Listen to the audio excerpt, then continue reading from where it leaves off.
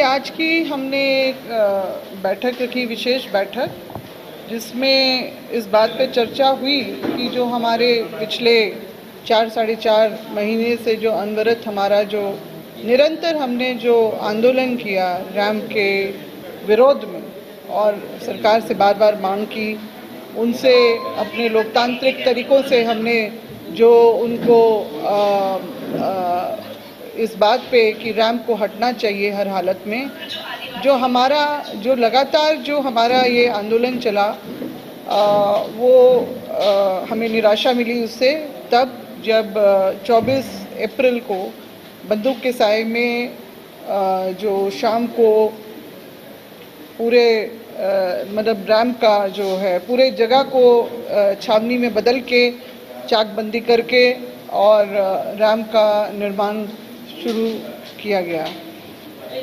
उसी समय समझ में आ गया कि अब सरकार अपने पे करने पे उतर आई है, तो हमने 25 तारीख को भी जो बैठक आपातकालीन जो वहाँ पर सिरमटोली के सन्ना स्थल में ही बुलाई, जिसमें भी काफ़ी अड़चनें पैदा करने की कोशिश की प्रशासनिक पदाधिकारियों ने, मगर हमने उस बैठक को पूरा करके जितने भी लोग पहुँच पाए थे उस दिन, और हमने बंदी का ऐलान किया। इस बीच में कुछ हमारे जो समाज के एक विश्व सेंद्रा करके जो है सभी जनजातीय समुदाय में इसका बहुत महत्व है, उसमें लोग उस परंपरा में थोड़ा सा वो व्यस्त हो गए, तो इसलिए हम लोगों ने आगे ठेला है। और अभी जब आज की इस बैठक में हमने फैसला लिया है कि रैम्प का मामला तो वो जीवित हम रखेंगे ही, वो आंदोलन हमारा चलेगा ही, क्योंकि ये गलत है, हमारी मांगे जायज़ रही हैं हमेशा से, और सरकार का रवैया के प्रति हमारा विरोध लगातार जारी रहेगा। इसके अलावा एक मोर्चा का भी हमने जो है शुरुआत की है आज से, जिसका नाम रखा है आदिवासी बचाओ मोर्चा, क्योंकि अभी हम लोग जो इस प्रदेश में हमारे राज्य में जो हम लोग हालात देख रहे हैं कि जिस तरह से पेशा अभी तकरीबन 25 साल जो है होने को आए हैं, मगर अभी भी पेशा जो है जो लागू नहीं हो पाया है। वैसे तो एक कानून जो है 1986 में जो बना लागू हुआ, तो वो स्वतः ही सभी देश में ये लागू है, और हम लोग ग्राम सभा की महत्ता को समझ रहे हैं, और उसको हम लोग उसका हम लोग अनुसरण भी करने की का काम होता है। मगर अभी भी जो एक प्रशासनिक तौर पे जो पेशा कानून को जो लागू होना चाहिए वो आज तक नहीं हो पाया है, तो ये एक बहुत गंभीर मामला है इस मुद्दे को लेके।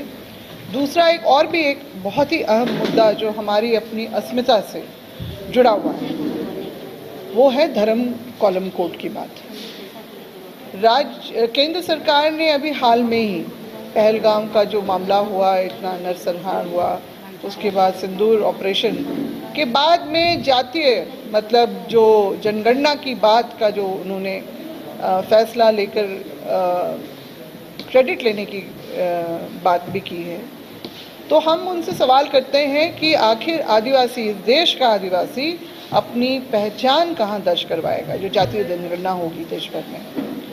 और हमारे अपने राज्य की तो सरना धर्म कोड की तो मांग है ही, मगर सबसे पहले बात है कि जैसे कि आपका 2020 में जो प्रस्तावित जो एक जनगणना का कार्य होने वाला था, उसके प्रपत्र में हमने पाया कि हमारा कॉलम कोड जो 7वें नंबर पे था, हिंदू मुस्लिम सिख ईसाई बौद्ध जैन के बाद जो 7वें नंबर पे आदिवासी धर्म एवं अन्य मान्यताएं, या अंग्रेजी में बोले ट्राइबल रिलीजन एंड अदर पर्सुएशंस का जो कॉलम कोड, जिसमें हम लोग 1961 से जो है अपनी पहचान जो देश भर के आदिवासी, चाहे वो इस राज्य के इस भूभाग के रहने वाले जो हमारे 4-5 राज्य के जो हैं सरना में अपना अंकित कराते आए, गोंडी, भीली, कोया परनेम, टोडी और इस तरह के तमाम जो हैं अलग अलग जो जाति समुदाय हैं, वो अपने कॉलम कोड की उसी कॉलम कोड के तहत अपनी पहचान दर्ज कराते आए। जो आखिरी जो जनगणना जो हमारे 2011 में हुआ, उसमें ये प्रमाण है कि सरना धर्मावलंबियों ने 50 लाख के तकरीबन का अपना आंकड़ा बनाया था। ये एक प्रमाण है। और अभी एक नैरेटिव जो है बीजेपी ये अपना उछाल रही है कि आज़ादी के बाद से आदिवासियों को उनकी पहचान के नाम पे कोई कॉलम कोड ही नहीं दिया, सरकार ने उनका इतना बड़ा अन्याय किया। तो मैं उनसे पूछना चाहूँगी कि 2011 में जो सरना धर्मावलंबियों को 50 लाख का बना था, आखिर किस अंतर्गत कॉलम कोड के अंतर्गत हुआ था? अब वो क्योंकि सरना सनातनी एक है, आदिवासी हिंदू ही तो है, तो अलग से कॉलम कोड जो मोदी सरकार के इस देश में बनने के आने के बाद से जो ये एक नया नैरेटिव शुरू करते करते 2020 में जो हटा दिया गया, तो आदिवासी अपनी पहचान कहाँ दर्ज करवाएगा? ये एक बहुत बड़ा सवाल जो है हम कर रहे हैं। सरना कोड की तो मांग हमारी है ही, जो 2020 में ही राज्य सरकार ने इसको विधानसभा से पारित करके तो भेज दिया, मगर अभी भी वो अटका है क्योंकि वो दूसरे तरह के दबाव में जो सरना आदिवासी वाला एक जो संकल्प बना के गया था, वो टेक्निकली वहाँ पर अटक गया। और जो कॉलम कोड के अभाव में हमारे जो बच्चे जो स्कॉलरशिप, नेशनल स्कॉलरशिप जैसा जो है जो उनका अधिकार है, जो उसका छात्रवृत्ति मिलने का, उससे भी वंचित हो जा रहे हैं। ऐसे बहुत सारे जो है इस तरह के दुष्प्रभाव हम लोग देखने के लिए हम लोगों को मिल रहा है, इसलिए ये भी प्रमुखता से रहेगा। और एक मामला जो बहुत बड़ा है, जिस तरह से हमने जो अपना रैंप का मुद्दा शुरू किया, जो हमारी धार्मिक, पारंपरिक, सामाजिक आस्था के ऊपर एक जोरदार ठेस जो हमें पहुंचाई गई, उसी तरह से अभी पिछले हफ्ते ही झारखंड उच्च न्यायालय ने भी एक जो अपना जो है फैसला जारी किया, जिसमें ये कहा कि जो ये झारखंड में जितने भी गैर मजुरवा ज़मीन है उसकी अब रसीद कटेगी। तो ये बहुत ही मतलब मैं कहूँगी हमारे जो विद्वान न्यायाधीश जो अभी जो चीफ जस्टिस यहाँ पर हैं, उनको ये जानना होगा कि वो 5वीं अनुसूची के एक बहुत ही सम्मानित पद पे जो न्यायालय में वो बैठे हैं, और उनको समझना होगा कि 5वीं अनुसूची की आत्मा में क्या है। यहाँ पर हमारी ज़मीनों के संरक्षण में तो 3 बड़े कानून लाए ही गए। इसके अलावा जब संविधान का निर्माण हो रहा था तो 5वीं अनुसूची में ये स्पष्ट रूप से लिखा गया है कि गैर मजुरा ज़मीन की मालिक सरकार नहीं होगी, वो वहाँ की जनता फैसला करेगी कि इसका सामूहिक इस्तेमाल किस तरह से किया जाएगा। तो ये बहुत बड़ा एक धक्का है, इसका भी हम प्रतिकार करते हैं। और इन सब मुद्दों को लेके जो 27 मई को राजभवन के सामने हमारा महाधरना होगा इन सभी मुद्दों को लेके, और इसके अलावा 4 जून को जो है हमने जो झारखंड बंदी की भी घोषणा की है, ताकि जो है लोग जो है इसमें अपने सभी इन सब मुद्दों को लेके सड़क पे आएं और जो बंदी का जो आह्वान है उसको सफल करें। क्योंकि हमारी ये जो अधिकारों पे जो हमारे ऐतिहासिक रूप से हमें संविधान में जो हमें अधिकार मिले, उस पे ये गहरी चोट जो पहुंचाने की कोशिश की जा रही है, उसका हम प्रतिकार करते हैं। माननीय मुख्यमंत्री जी ने 2019 के ही चुनावी घोषणा में कहा था कि रघुवर दास जी के समय, उनकी सरकार के समय जो लैंड बैंक का जो निर्माण का जो काम हुआ था, उसको हम सत्ता में आते के साथ निरस्त कर लेंगे। पिछले टर्म में तो उन्होंने नहीं किया, इस टर्म का भी कोई गुंजाइश इसलिए नज़र नहीं आ रहा है क्योंकि अब तो वो यूरोप से निवेशकों को बुलाने के लिए ला रहे हैं, और ये जो अभी फैसला जो आया है गैर मजुरवा ज़मीन, वो उसी कड़ी का हिस्सा नज़र आता है स्पष्ट रूप से। हो सकता है लैंड बैंक में अब इतने निवेशक आ जाएं तो लैंड बैंक से भी ज़मीनें कम हो जाएंगी, क्योंकि 1200-1300 एकड़ तो उन्होंने पहले एमयू करके गौतम अडानी उनको 2 प्रोजेक्ट के लिए दे दिया। तो अभी ये एक ऐसा मंजर है जो हम लोग देख के शाशंकित हैं कि आने वाला जो है वक्त हमारे इस राज्य के लिए, इस राज्य में जो निवास करने वाले आदिवासियों के लिए, हमारी अपनी धर्म परंपरा संस्कृति को बचाने के लिए कितना कड़ा संघर्ष करना पड़ेगा, उसको तैयार करने के लिए हम जनता के बीच में इन सब मुद्दों को लेके जा रहे हैं महाधरना के द्वारा, और जो राज्यव्यापी जो हमारा झारखंड बंद होगा 4 जून को, उसके द्वारा। तो यही आज का हमारा इस बैठक का मुख्य उद्देश्य था। और हमने इसको फैसला लिया है और हम आपके चैनल के माध्यम से हम अपने सभी लोगों से हम आह्वान करते हैं कि इसमें भरपूर जो है वो सहयोग करें, आए अपने अधिकारों को बचाने के लिए, नहीं तो ये आने वाले वक्त में ये सब कुछ हमारा गर्त में चला जाएगा। इस प्रकार दिख रही है आपको आगे?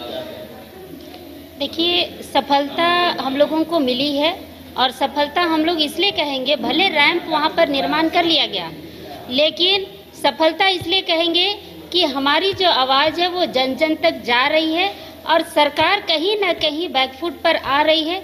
इसीलिए जो सरना धर्म कोड का जो मामला था वो कभी आज तक झारखंड बनने के बाद कभी किसी भी राजनीतिक पार्टी के लोगों ने सड़क पर उतरकर आंदोलन नहीं किया। वो हमारा सामाजिक मामला था, लेकिन आज उन लोगों को मजबूर होना पड़ा, रैंप मामले को ढकने के लिए मजबूर होना पड़ा सरना धर्म कोड का आंदोलन करने के लिए। तो हम ये कहना चाहेंगे कि सरकार या जो भी सत्ता पक्ष के लोग हैं या विपक्ष के लोग भी हैं, राजनीति ना करे समाज के साथ। और अगर सरना धर्म कोड की बात करनी है तो कांग्रेस तो पूरे देश में है, तो पूरे देश के प्रत्येक राज्य में क्यों नहीं आंदोलन किया जा रहा है सरना धर्म कोड के लिए? अगर पूरे देश में प्रत्येक राज्य में अगर सरना धर्म कोड की आवाज़ उठेगी तो निश्चित तौर पे जो केंद्र में जो भाजपा की सरकार है उनको झुकना पड़ेगा और सरना धर्म कोड मिलेगा। लेकिन सिर्फ और सिर्फ झारखंड में आंदोलन करना कहीं ना कहीं वो हमारे झारखंड के आदिवासियों को ठगने वाली बात है। और जितने भी आदिवासी समाज के लोग हैं उनसे हम लोग आह्वान करना चाहेंगे कि राजनीतिक पार्टी के जो ये सरना धर्म कोड को लेकर जो बातें उठाई जा रही है उसके चक्कर में ना पड़े। एकजुटता के लेकर के एक सवाल उठता है, बंधन दीघा के लेकर के बहुत बड़ा मामला उठा हुआ है। उनको क्रिश्चियन बोल दे रहे हैं, उनका माँ कुछ और है, बाप कुछ और है, और उसको धर्म गुरु बोला जाता है। आप किस प्रकार देख रहे हैं, क्या बोलें?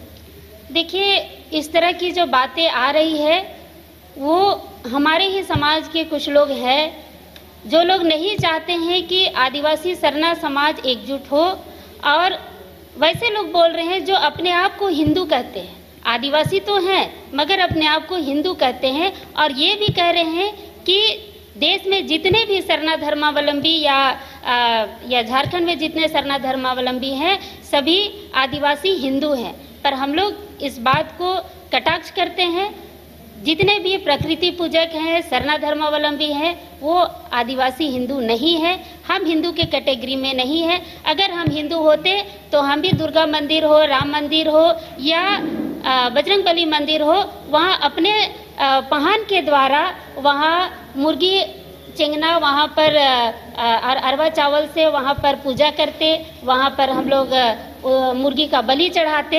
लेकिन हम लोग ऐसा नहीं करते हैं। हमारा रीति रिवाज, परंपरा, संस्कृति सब कुछ हिंदुओं से अलग है, ईसाइयों से अलग है, अन्य धर्मों से अलग है। इसलिए हम लोगों को अलग से पहचान दिया जाए। हम लोग हिंदू नहीं है, ना ही किसी अन्य धर्म के हैं। हमारी पहचान है, हम लोग सरना धर्मावलंबी हैं और देश में 12 करोड़ आदिवासी जो है प्रकृति पूजक है, और सभी के लिए हम लोग चाहते हैं कि अलग से केंद्र सरकार द्वारा धर्म कोलम दिया जाए, जिसमें जिसकी जैसी आस्था होगी उस अनुरूप वो वहाँ पर अपने धर्म को अंकित कर सके।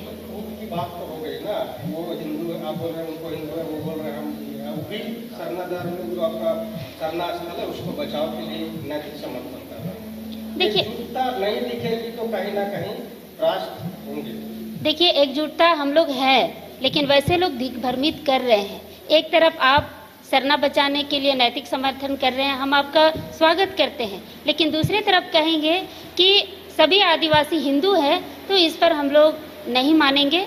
ये बिल्कुल गलत है और संविधान ने हमें कस्टमरी लॉ दिया है, और अगर हम हिंदू होते तो हिंदू एक्ट के तहत हम लोगों को संचालित होना पड़ता, लेकिन हम लोग कस्टमरी लॉ के तहत संचालित होते हैं। इसका मतलब कहीं ना कहीं हमारा अलग रीति रिवाज परंपरा है और इसमें किसी को इसमें दोमत होने की ज़रूरत नहीं है। हम लोग एक हैं, एक रहेंगे। भले कुछ लोग छिटपुट होकर धर्म परिवर्तित करके दूसरे तरफ हो गए हैं, लेकिन सरना धर्मावलंबी प्रकृति पूजक हम लोग एक हैं। देखिए, डिलिस्टिंग का मुद्दा जो है हमको लगता है कि उसको लोकसभा में इस आवाज़ को उठाना चाहिए। जो आपका ये जितने भी हमारे सांसद हैं, देश में जितने भी आदिवासी सांसद हैं, उनको बैठकर इस पर विचार करना चाहिए। डीलिस्टिंग का मुद्दा हमको लगता है ये राजनीतिक मुद्दा है और इसको राजनीतिक तरीके से इसको सॉल्व करना चाहिए। आम जनता को भड़काकर इस तरह का मामला लाना हमको नहीं लगता है कि उचित है। एक तरफ हम कहते हैं कि कोई भी आदिवासी महिला, संविधान में ये लिखा हुआ है कि वो मरते दम तक किसी भी जाति धर्म से शादी कर लेगी, लेकिन मरते दम तक आदिवासी रहेगी। तो वो कहाँ से होगा? जब तक संविधान में आप संशोधन नहीं कीजिएगा तो वो चीज़ तो हटेगा नहीं। तो डीलिस्टिंग का मुद्दा भी संशोधन पर आधारित है। जब तक वहाँ पर लोकसभा में संशोधन नहीं होगा संविधान का, तब तक आप सड़क पर उतरकर इस तरह का आंदोलन करके आप राजनीति ही कीजिएगा। तो उसको तो आप लोकसभा से हटाइएगा ना, संशोधन करके हटाइएगा। आप वहाँ से जब तक कानून नहीं बनाइएगा, लोकसभा से केंद्र से उसको पारित नहीं कीजिएगा, राष्ट्रपति का मुहर नहीं लगेगा, तब तक आप तो लोग तो लाभ उठाएंगे ही। तो वो तो राजनीति का मुद्दा है, तो राजनीतिक तरीके से उसको हल करना चाहिए। लेकिन इसको इस तरह से लाना, लोगों को दिग्भ्रमित करना और आदिवासी समाज को बांटने वाली बात है। चाहूँगी निमंत्रण नहीं मिला था। पढ़ा व्यवस्था जितने लोग चलाते हैं उनसे हमारी बात हुई तो पता चला कि उन्हें निमंत्रण ही नहीं मिला था। तो फिर एक पक्ष एकदम साफ दिल दिखाई दे रहा है कि एक पक्ष सरना धड़लंबियों को किनारे किया जा रहा है मुद्दों से। पढ़ा व्यवस्था क्या आपका मुख्य कारण है? वो हाँ, बात जो है आप मानते हैं? जी बिल्कुल मानते हैं। परंपरागत व्यवस्था से आप ग्रामीण क्षेत्र में जाइए, आज भी ग्रामीण क्षेत्रों में चलता है। आज ग्राम व्यवस्था, ग्राम सभा कौन संचालित करता है? हमारे पढ़ा के लोग ही, पढ़ा व्यवस्था के लोग ही संचालित कर रहे हैं। तो ऐसे लोगों को दरकिनार करना समाज को दरकिनार करने के बराबर लगता है। तो हम लोग इस बीच में सेमिनार भी करेंगे हम लोग, लेकिन वो आज तिथि तय नहीं किया गया है कि हमारे लोग भी उससे पेशा कानून से जुड़े और लोग समझे। जो लोग जो शहरी क्षेत्र में हैं, जो वो नहीं समझ पा रहे हैं, हो सकता है वो लोग नहीं कनेक्ट होंगे, लेकिन ग्रामीण क्षेत्र में सबको भली भांति पता है पेशा क्या है, ग्राम सभा क्या है, उसके द्वारा ही संचालित होता है। वहाँ का जो भी समिति, संगठन या गांव के लोग हैं वो संचालित होता है। समर्थन करते हैं या खंडन करते हैं? नहीं, पेशा कानून के लिए बैठना और एक राय लेना वो बहुत अच्छी बात है, लेकिन एक तरीके से हमारे समाज को दरकिनार करना वो उसके विरुद्ध में है। बैठते हुए आप खंडन करते हैं, समर्थन? हम लोग खंडन करते कि हमारे लोगों को क्यों नहीं बुलाया गया। हाँ, निरंजना हेरिस टोपो, समाज सेवी।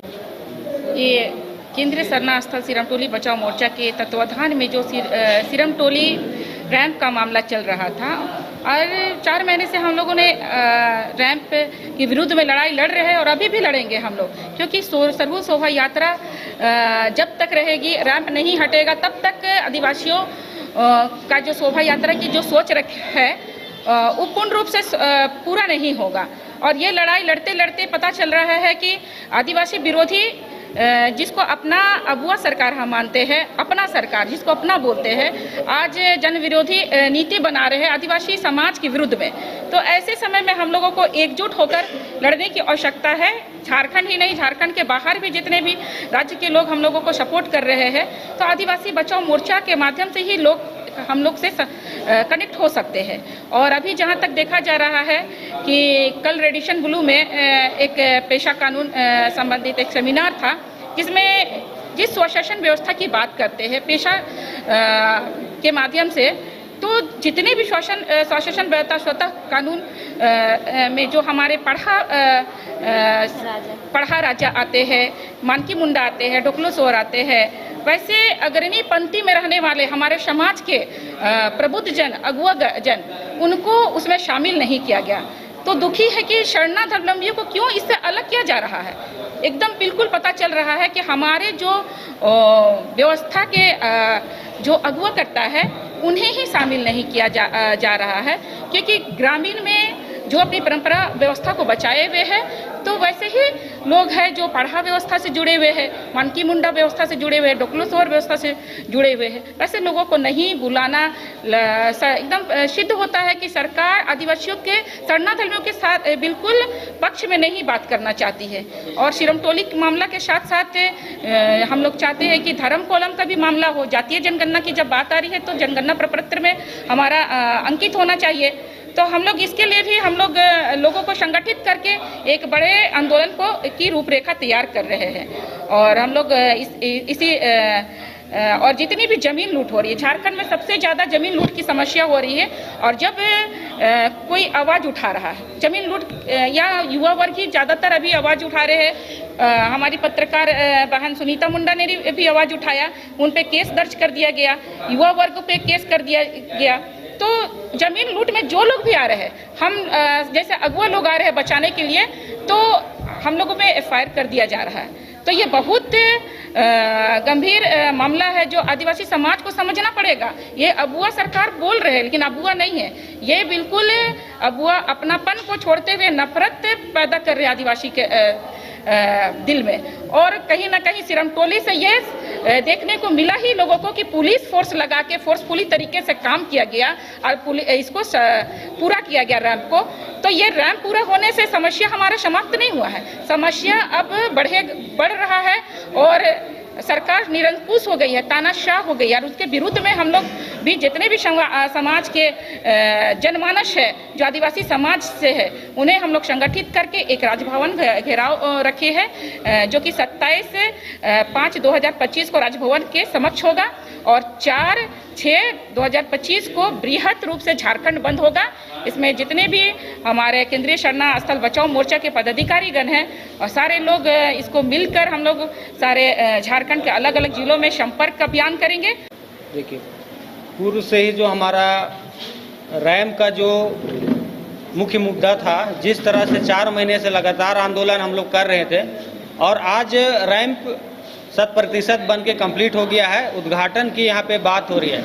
और जिस अगवा सरकार को हम लोग अपना जल जंगल जमीन और आस्था का जो जगह को बचाने के लिए उसको बैठाए थे, लेकिन आज उसके विपरीत जाके और आदिवासी समाज के विपरीत जाके उसके आस्था स्थल को लूटने का यहाँ पे प्रयास किया जा रहा है, बंदूक की नोक पे यहाँ पे लूटने का प्रयास किया जा रहा है। यहाँ तक कि जो नए युवा है जो अपने जगह की रक्षा कर रहे, खुद भी एक आंदोलनकारी के पुत्र रहे हैं और जो नए युवा है आंदोलन कर रहे, उस पर भी फर्जी मुकदमा किया जा रहा है। समाज जिस जमीन को बचाने के लिए अगर खड़ा हो रहा है तो उस पर केस किया जा रहा है। तो ऐसा हम लोग रघुवर दास की सरकार में भी नहीं देखे थे कि आप सामाजिक स्तर से किसी चीज को बचा रहे तो उस पर फर्जी मुकदमा किया जा रहा है। यहाँ तक कि पत्रकार जैसे उन पे भी फर्जी मुकदमे किए जा रहे हैं।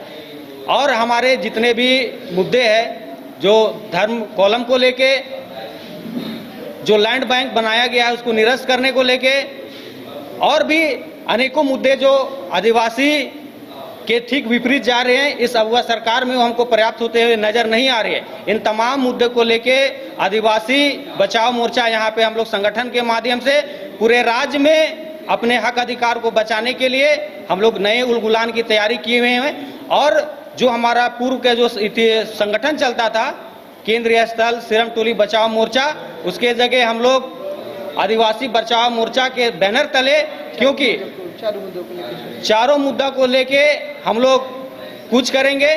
साथ में झारखंड प्रदेश के अलावा विभिन्न और भी प्रदेश है, जैसे वेस्ट बंगाल हो गए, उड़ीसा हो गए, छत्तीसगढ़ हो गए, वहाँ के भी आदिवासी हमारे साथ संपर्क में और हमारी लड़ाई में आ रहे हैं। इसलिए हम लोग अपना जो नाम है उसको थोड़ा सा बदल के आदिवासी बचाओ मोर्चा उसका एक बैनर बनाए। और 27 तारीख को हम लोग बृहद रूप से एक महाधरना करने जा रहे हैं। और 4 जून को अपने जितने भी मुद्दे हैं, ज्वलनशील मुद्दे हैं, उनको लेकर हम लोग आह्वान कर रहे हैं कि जितने भी राज्य के आदिवासी युवा हो, हमारे भाई बंधु हो, आप लोग अपने जल जंगल जमीन की रक्षा के लिए और अपने अधिकार की रक्षा के लिए 4 जून को भी भारी से भारी संख्या में बचाने के लिए आपको इस आंदोलन में भाग लेना है। यही आह्वान के साथ हम लोग आज का प्रेस वार्ता रखें।